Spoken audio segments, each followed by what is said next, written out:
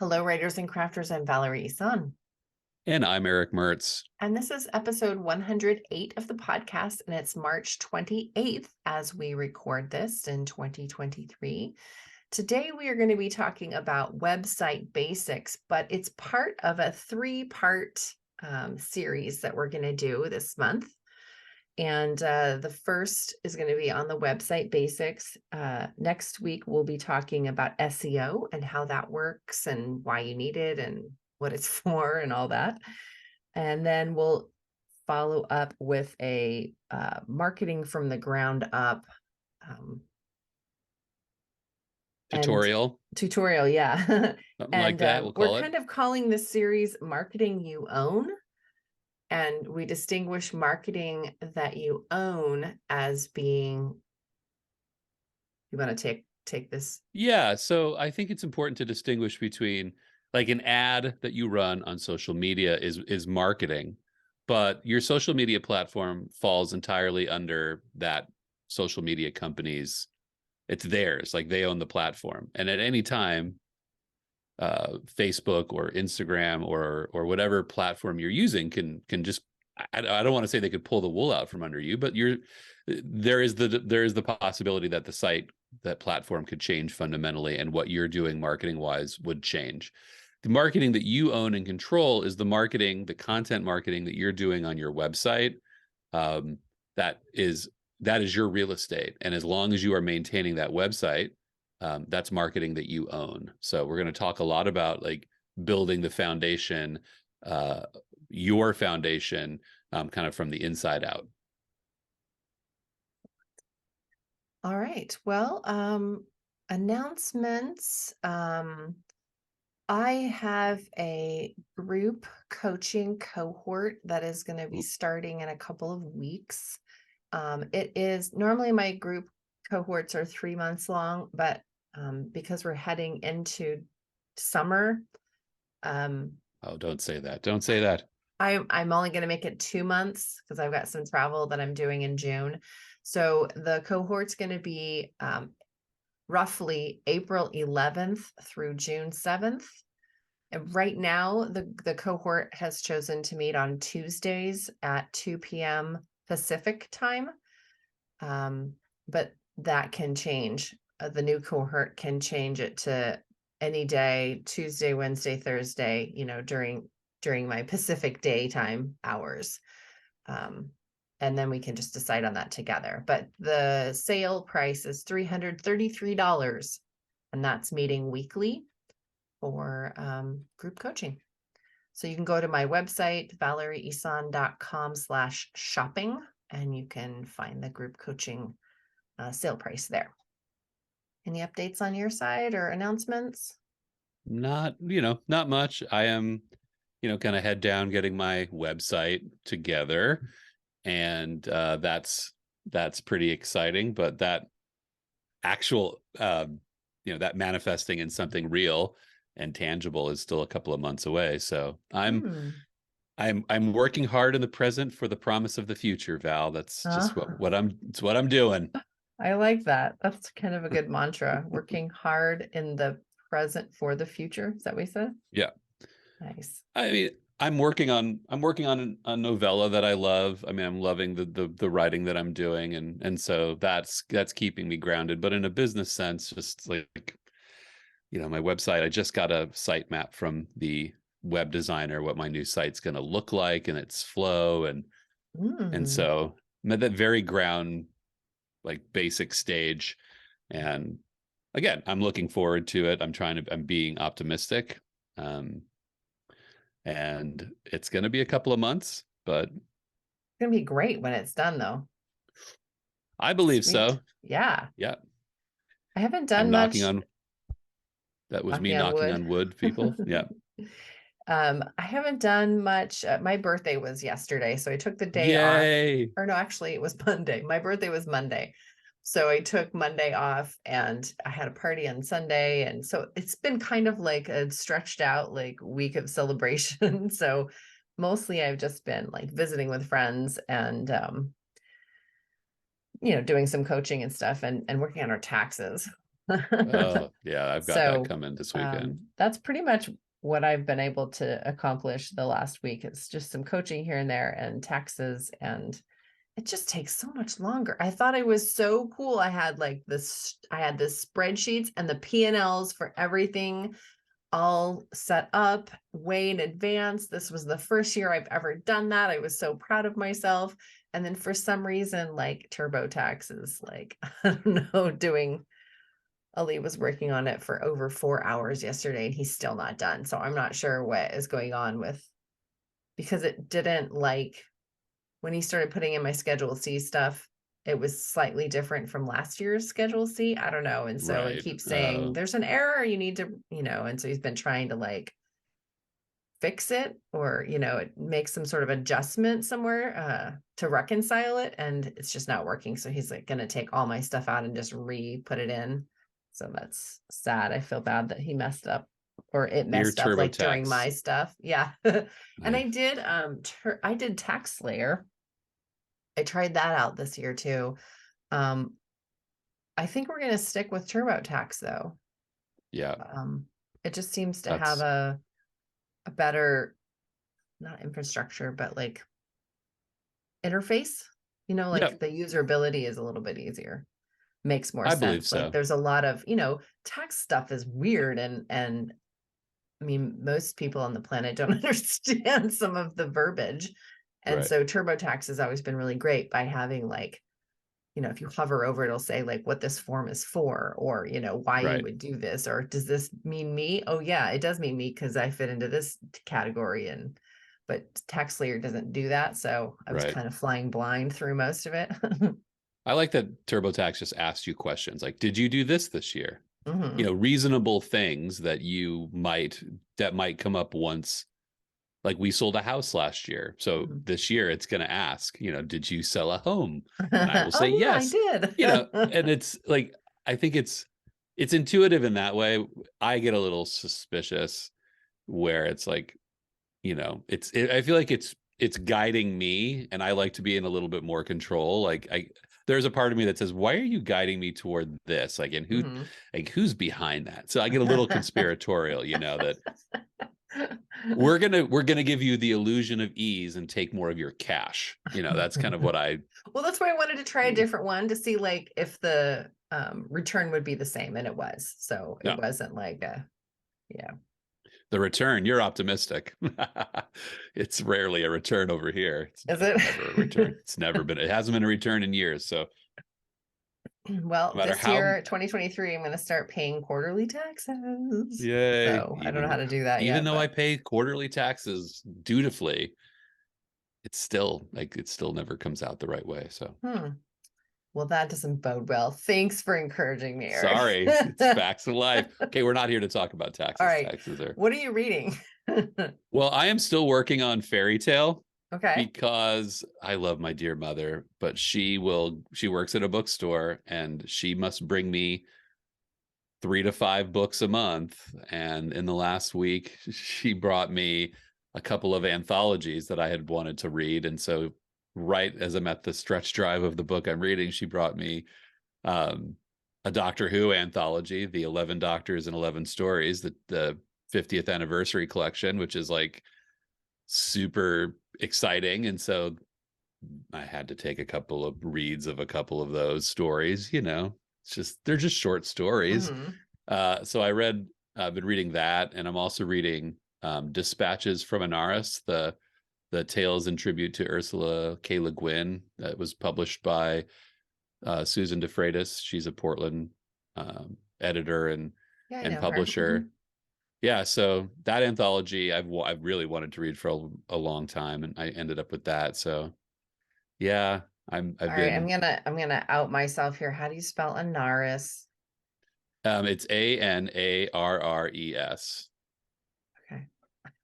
And it's a great anthology. It's super cool. I mean, the people who are published in it are, a lot of locals, and that's exciting.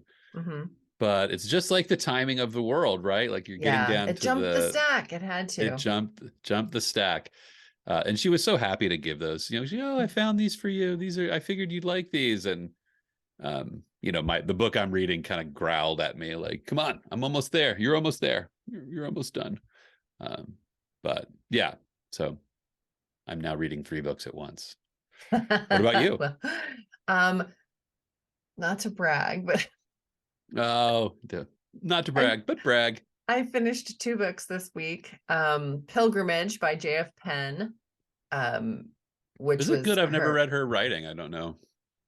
I don't read thrillers much, and that's kind of her jam, but I did read her dark fantasy trilogy, Mapwalkers. That was really cool. I liked that a lot. And I've read one of her novellas, Day of the Viking, I think. And so in terms of her fiction, that's what I've read. I've read, I think, everything of her nonfiction, except for the stuff that, like I haven't read Secrets of Self-Publishing because I'd already read like Business Mastery for Authors or something like that. You know what I mean? Like Right. it was, Right. and then I read These Small Things by Claire Keegan. It was a birthday present. It was a short book, like 100 pages, 120 pages, something like that. I Cool. read it just in a morning. It was just delightful and sweet and lovely and touching and just wonderful. So those were what I just finished reading. So then I started reading Blackhorse by Carole Johnstone, which is that thriller that I don't know if it's horror, but it's a thriller book that I won from Valerie Brooks's newsletter. Cool. So that's what I'm reading. That's I neat. I also love it. finished reading I guess maybe 3 books I finished this week.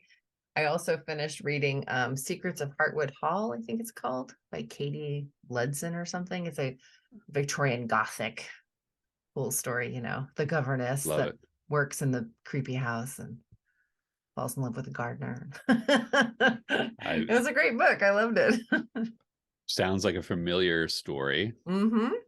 I I like love that that trope. familiarity though. You're right. When you jump into something and you 80% of it and it's that 20% that surprises you. Mm-hmm. Something comforting about that feeling. All right. Well, shall we get into the nitty gritties? Oh, let's do it. Why not? All right. Well, website basics. So everybody needs one. Right. And well, so for a while, arguably, people were saying that you didn't necessarily need one. All you needed was a way to capture email addresses, and that you could do that with landing pages through ConvertKit or MailChimp or something like that. But in lieu of this conversation, we would like to encourage you all to own your own platform and have your own website.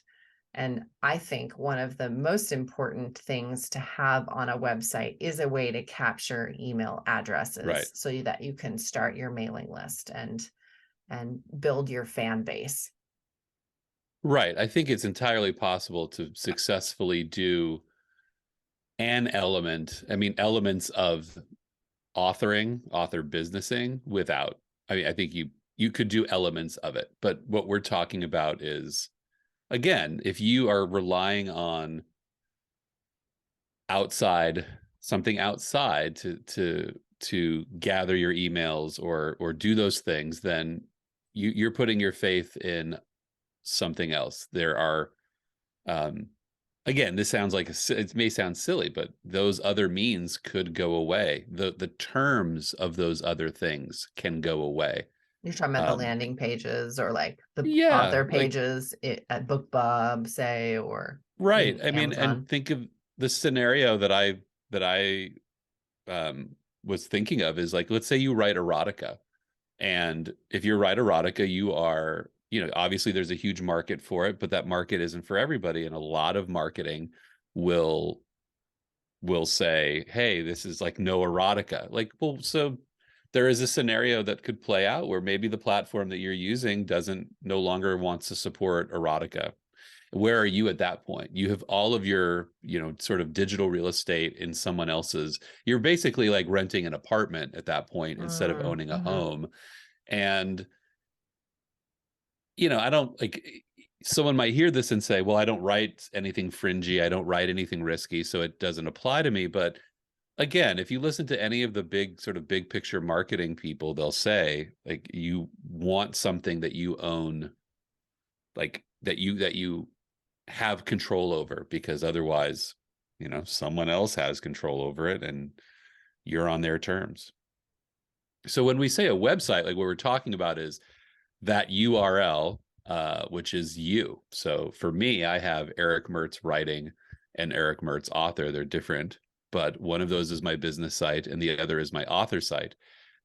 Those are mine as long as I pay for that to renew that URL, and I will control what's on those things, and capitalize on that, because that's, we're talking about a business.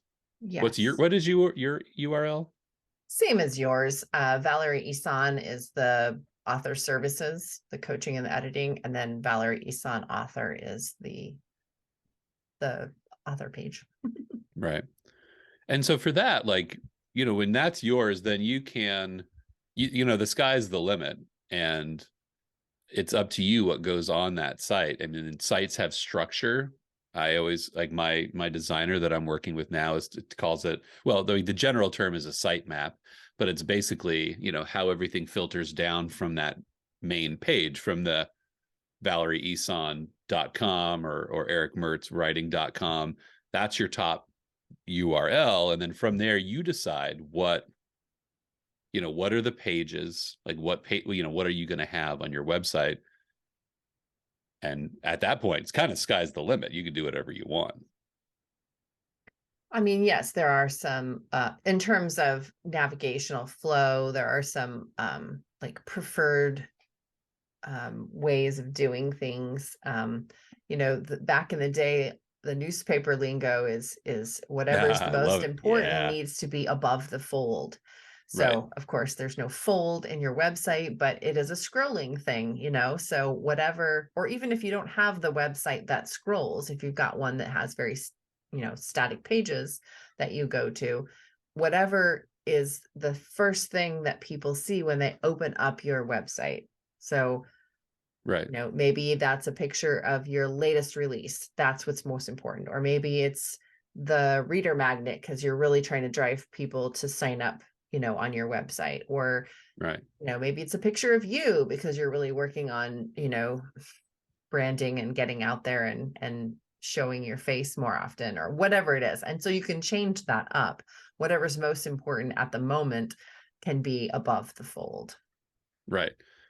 Yeah, I use that newspaper lingo in my head too, where it's anything people would have to scroll down for, down at the bottom. So I think, yeah, so you're right. There are some general, like, your front page is the front page of the newspaper. Let's keep the newspaper part of this conversation, because I think that it's fun for me. I went to journalism school.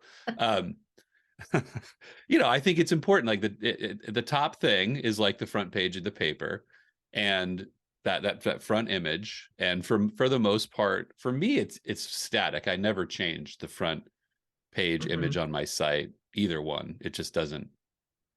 It never changes. But if you think of the pages on your site, these are the static pages that never change. Those would be like the sections of the newspaper. So what pages are on your site? Like, what are your, other than the home page, then there's an about me page. And so on my author page, that's just kind of a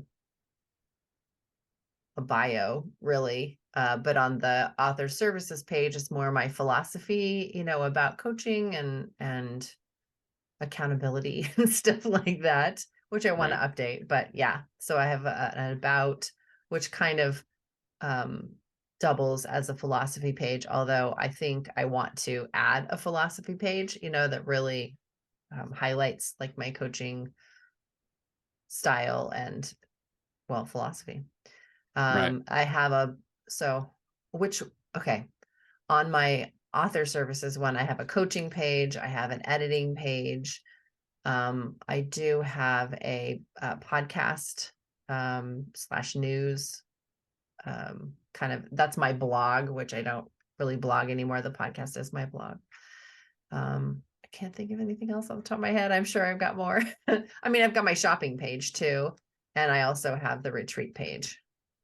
So that's kind of what I've got on the author services one. And then on the author page, I've got same, and about, but then also books, which goes into the way I have it set up is when you go to the books page, there's a gallery that shows you a button to push for fiction, a button to push for, memoir, and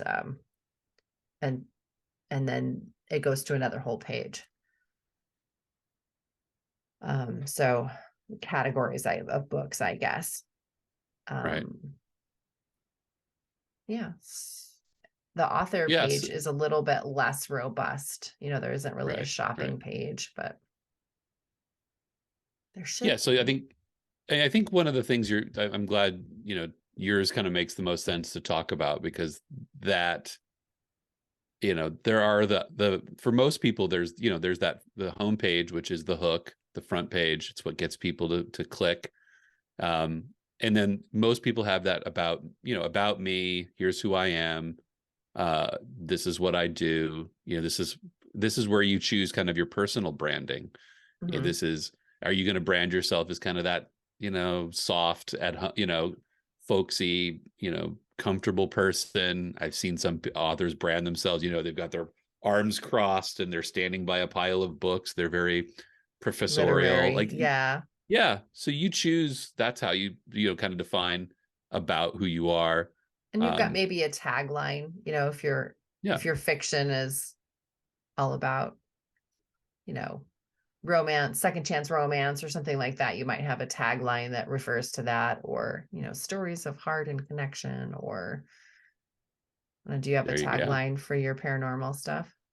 No, like my author site is pretty dormant at this point. Actually, Mm-hmm. I was going to do some rebranding on my author site because it felt like the most important thing. Now that my website is being rebuilt, my business site, like my author site can kind of take a back seat.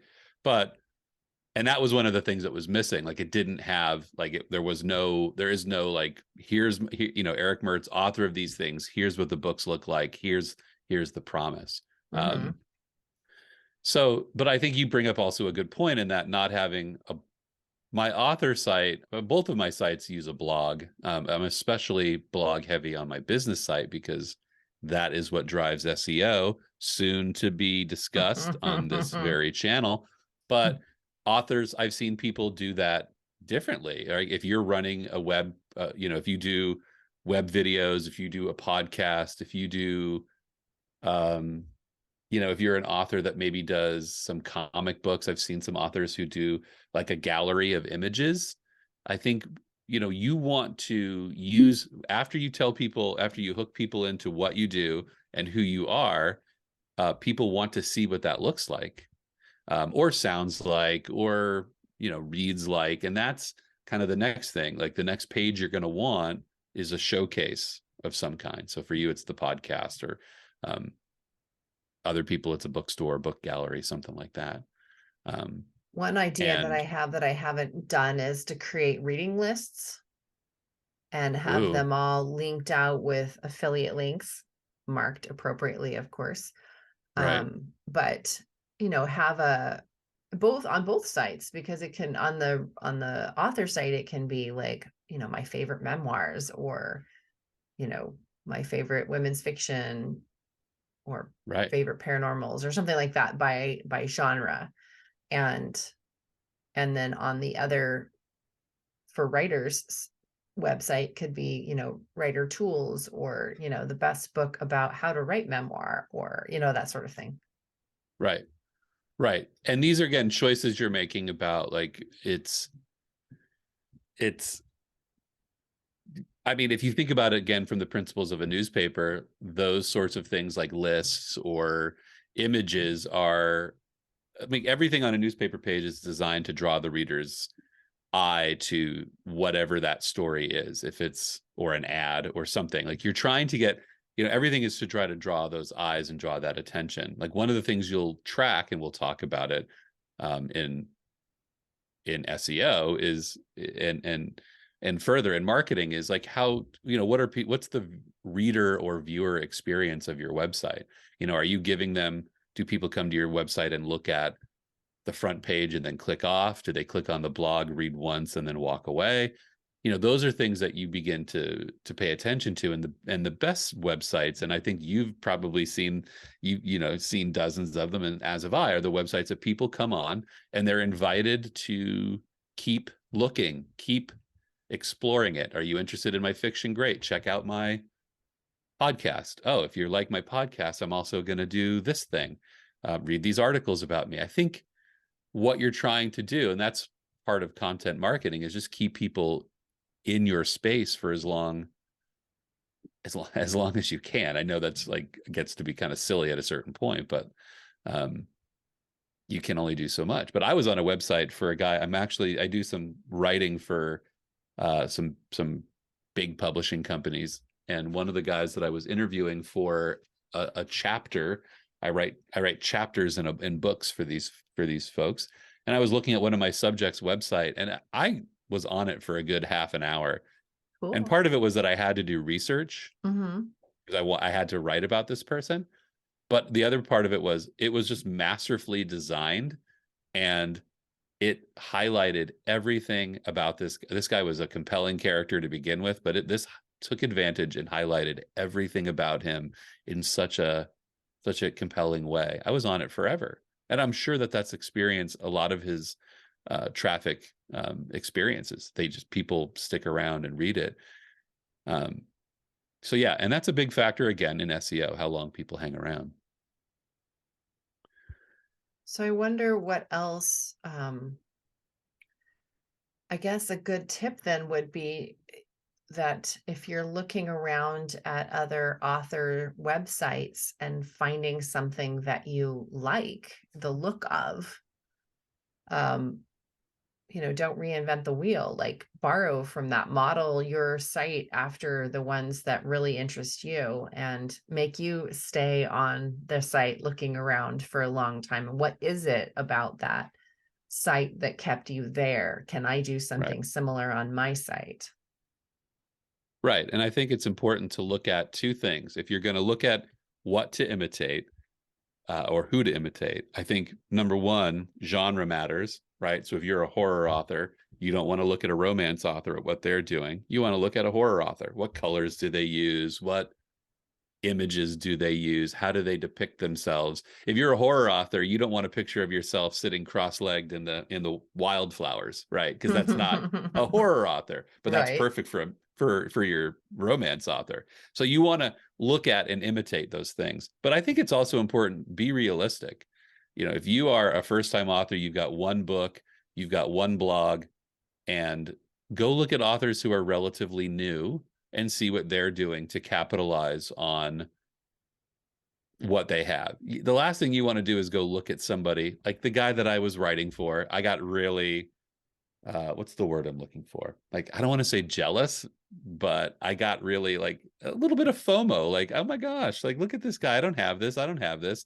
I also don't have his professional credentials and experience either. So it's not realistic for me. So find an author who's in a similar place to you, or maybe look for someone who's a step ahead of where you are and see, here's where I am and here's where I'm going, and create something that is going to get you there. Mm-hmm. I think that's a good point. That was one other thing I wanted to say. Who built your site while you're that was what I was going to ask, or that was what I was going to go for, was like, okay, so how do you set up a website if you don't have one? Where do you go? Like at the time when I set up my URLs, GoDaddy was like the main place. That's where you went and you got that's who hosted. So I still have GoDaddy, but there's Bluehost. There's, I don't know. There's so many. HostGator. HostGator? Is that what we said? HostGator, like the animal. Alligator. Well, the first thing you need to do is you need to buy your URL. You need to. So that is, let's say you want Erick Mertz writing. When I wanted erickmertzwriting.com, I had to go in and claim that domain as mine, because who knows, there could have been another Erick Mertz writer out there who spelled his name the same way, and that would have, I would have had to come up with a different URL. There's actually an Erick Mertz that does upholstery in Kansas City. So if I was doing upholstery, I would have had to come up with a different URL, because that person owns that URL. And when you own the URL, you're only buying it for you're buying it for like a 2-year period of time in most cases, and it costs about $100. But so once you claim the URL, you have the digital sort of address, but you don't have the real estate. That comes with hosting. So that's where you go to something like Bluehost or HostGator or GoDaddy, whoever that is, and that they host your site. So it's basically you saying, hey, I've got this URL, let's put it on your service. And that hosting service usually provide the assurance that the site's not going to crash. They provide space for you to upload things, because like when you upload content, it's going to basically it goes to them. So once you have the URL and the host, it's up to you then to build it. And we could talk for days on how that happens. For me, I'm having my site built by someone right now, because my site is already enormous. And so for me to build that would take months and months on end, because so I need someone who can do that more efficiently. But if you're just starting out, it's perfectly fine to take a basic site builder, create a 3-page website and start there. Because once your site is up, you can keep adding to it. Let's say you start out with, your front page, about me, my books, my blog, and you run on that for 6 months. But in 6 months, you and a friend decide to do a podcast. You can always go add another page that says podcast. Mm-hmm. It's that simple. So the site is as flexible for the most part as you are. True. I had a friend build me so my author website trajectory has been thus. I had a blogspot, like blogger blog, for the longest time before I put out the author shingle. And that's just where I blogged. So I didn't own my own site. It was just on Blogger. And then a friend said, oh, let me, make your website. And she did it on WordPress. And I never could get into it. I just really liked the interface of Blogger. I couldn't figure out how to do it. And you could, I could have stayed with Blogger and just owned my own URL, because again, it was just a way that you could add as many pages. That could be your website. So if you already have a blog that you love, as long as you buy the URL, that can work. Then I had a friend build me one as a present. He created the whole thing for me, but it was on an interface that I knew nothing about, that web designers used. I think it was called Concrete 5 or something. Yeah. And, a lot of people don't know anything about Concrete 5. So I couldn't even go to the author space and be like, how do I blah, blah, blah. So I had to constantly, go back to him. And I'm a tinkerer. I really like to be able to put my hands in the website and change things around and add this and take this off and change this thing. So I ended up going with Squarespace after all those years. And I really like Squarespace. I did some research between WordPress, Squarespace, and I think it was Wix and Weebly. Those were all kind of in the running, major contenders for template website companies. And I did the research about what I wanted and what I liked, and I ended up going with Squarespace. So I really like Squarespace. It is easy for me, and I've been using it for years now, and I have 2 websites under Squarespace, but I have the hosting through GoDaddy. And I had But a, so when I think Squarespace does hosting though. So if you wanted to just do I one think it does thing too. and Yeah. just don't even worry about it, like you could just do everything through Squarespace and Those are great points, and I'm glad you brought those up. When you build your site, I use WordPress. I've used WordPress forever. Anytime anything goes wrong with my site, any of my techie friends say, you really got to get off WordPress. WordPress is open source. Anyone can use it, but it's a lot more technical. And if you don't have if you're not willing to get technical with it, it's not drag and drop like a lot of other stuff is, oh, where I you thought can it just was. grab a form and Mm-hmm. drop it and do it that way. Um, it can inhibit you. And I certainly do have moments of uh, head banging on this desk when I say, like, why am I using a more complicated something? I just want something simple. Um, and for basic needs, if you don't want to spend all that time, um, if there's a certain thing that those other easier drag and drop forms can't do, and you, but it's perfectly okay to start off with something simple. If you do want to get techie with it, you can shift that to something else. But Mm-hmm. for the very beginning, yeah, go easy. Just drag and drop, make it happen. And then, Especially if you're a newer author and you don't really know what your brand is and you're trying oh to yeah, figure out like how do you want this to look? And so you're trying on different appearances after, you know what I mean? Trying to right. settle on something that you really like. And I didn't like to have to wait for the web designer. I would send like a Yeah, monthly email. Can you change this? And I did this and it looks funky. Can you fix it? And whatever. Like, I don't know how to make it be the way I want it to be. So I just sort of put the content on there and then he would have to go in and like clean it up. But I right, wasn't his right, only client, so sometimes that was laggy, you know what I mean? So right. I disliked not having control over it, and my learning curve was deep, so I chose Squarespace because that was easy for me to manage by myself. And if you look at sites, you can actually go look at websites. Um, and you can see how they were created. I think a lot of websites will have a signature, like created with this, created with that. You can see it on some of the pages, but there's a lot of really great Squarespace sites out there. I mean, there's a food blogger that I read all the time that he uses Squarespace, and his site Squarespace. I think I just said Square Pace, but it's beautiful. You can create a beautiful website. You brought up something right there that I think deserves to be discussed, and that is the writing. Let's say you're going to write. Let's say you committed to writing a monthly blog.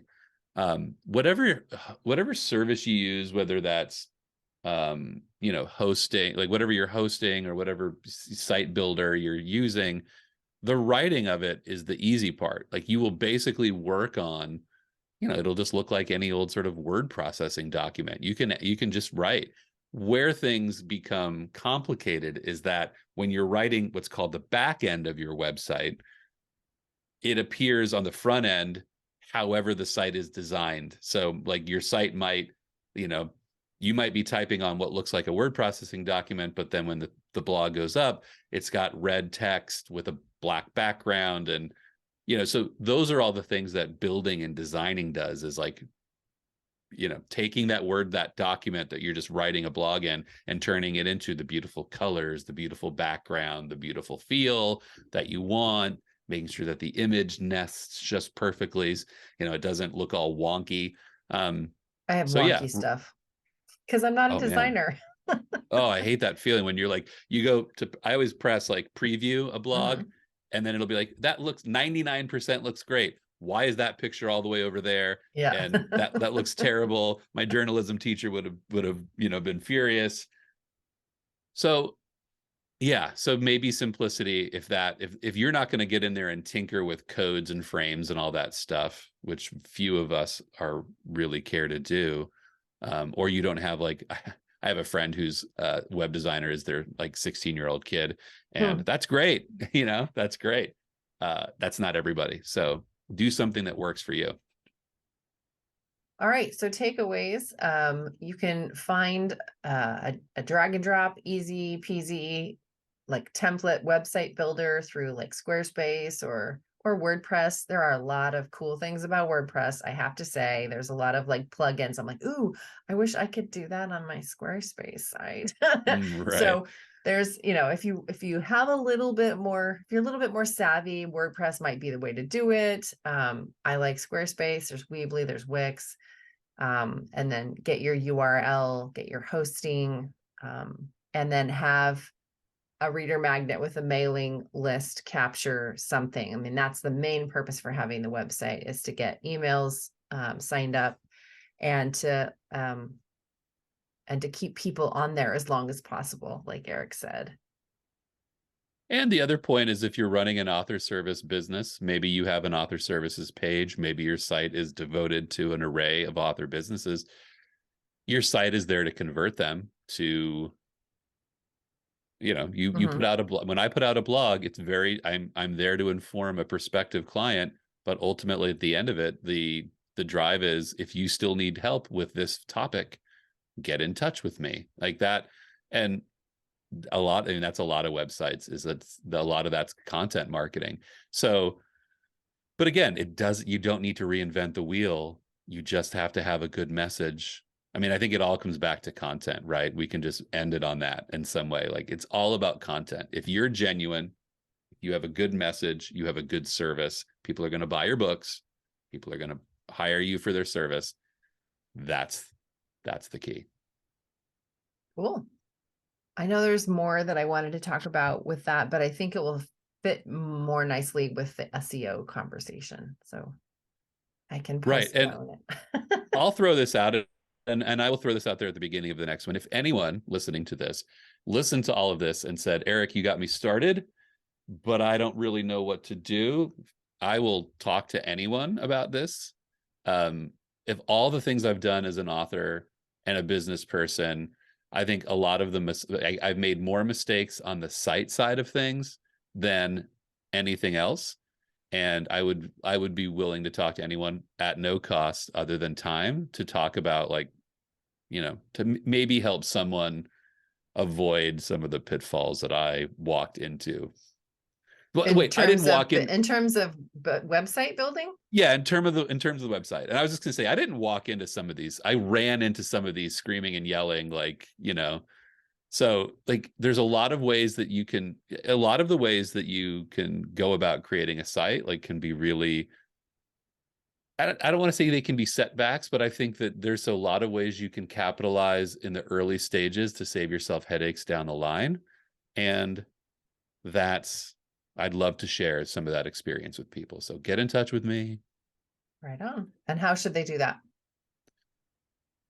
Come to email me at erickmertz@gmail.com, and we'll set up a time to talk. And yeah, we can share, just, again, here's what happened. Here's what works. Here worked for me. Here's what doesn't. Here's what I would avoid if I was you. All right. Sounds awesome. Well, thanks for talking with me, Eric, and thanks for all y'all listening. And next week we will be talking about SEO and what that even means. We should search engine optimization. We've been using the acronym and just, like, dangling it out there. That's our hook. You had to listen to the whole thing to find out what SEO stood for. Cool. All right. Bye for now. Bye for now.